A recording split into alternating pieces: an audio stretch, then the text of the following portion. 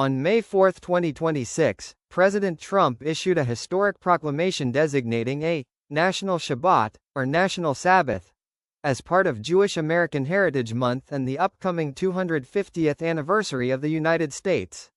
This is the first time a sitting U.S. president has explicitly called for a national observance of the Jewish Sabbath. The Shabbat 250 Inches Initiative, the proclamation, often referred to as Shabbat 250, encourages Jewish Americans, and invites people of all backgrounds, to observe the Sabbath from sundown on Friday, May 15, to nightfall on Saturday, May 16, 2026. Key highlights of the proclamation include: purpose, to recognize the Jewish tradition of rest, reflection, and gratitude as a pillar of American culture.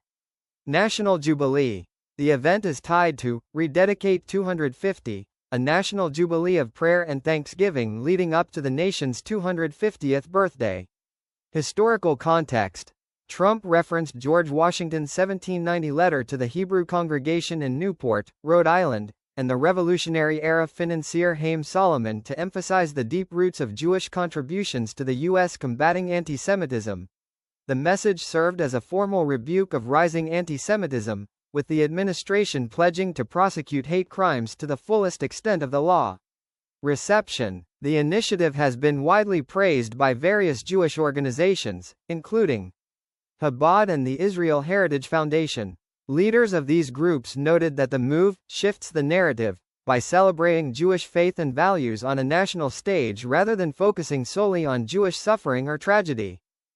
For those who advocate for a strict separation of church and state, the National Shabbat proclamation and the broader activities of the administration's Religious Liberty Commission are viewed with significant concern. The debate generally centers on whether the government is honoring a minority culture or crossing a constitutional line into state-sponsored religion. Constitutional concerns: advocates for secularism, such as Americans United for Separation of Church and State, argue that a president explicitly encouraging citizens to observe a specific religious ritual, like Shabbat, undermines the Establishment Clause of the First Amendment. The neutrality argument: critics argue the government's role is to protect the right to practice religion, not to act as a national rabbi or national pastor, by telling citizens how or when to pray. The lie controversy: public tension increased after Dan Patrick, chair of the administration's Religious Liberty Commission, recently called the separation of church and state the biggest lie in America. This has led secular groups to view the Shabbat proclamation not as a gesture of inclusion, but as part of a larger plan to dismantle secular governance.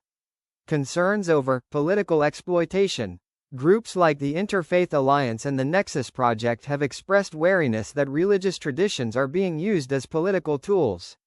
Identity politics: some critics argue that by creating a national Shabbat, the administration is attempting to weaponize Jewish identity for political loyalty, rather than out of a genuine respect for theological practice. The Judeo-Christian framework: secularists often point out that framing America as a Judeo-Christian nation, a phrase frequently used by commission members, can alienate those of other faiths, Muslim, Hindu, Sikh, or those who claim no religion at all, effectively creating tiers of citizenship based on faith. Diversity of Jewish opinion: even within the Jewish community, the opinion is not monolithic. While many Orthodox and conservative groups celebrated the recognition, progressive Jewish coalitions, some have filed lawsuits or public protests, arguing that the government-led Shabbat 250 Inches initiative ignores the diverse, non-religious ways many Jews express their heritage. Privacy of faith: there is a subset of the community that believes religion is most powerful when it is private and voluntary.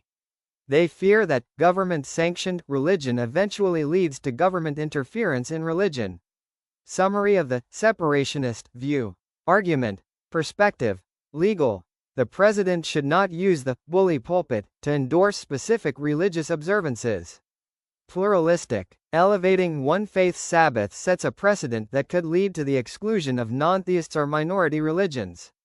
Historical: the founders intended for a wall of separation to protect both the state from religious overreach and religion from political corruption.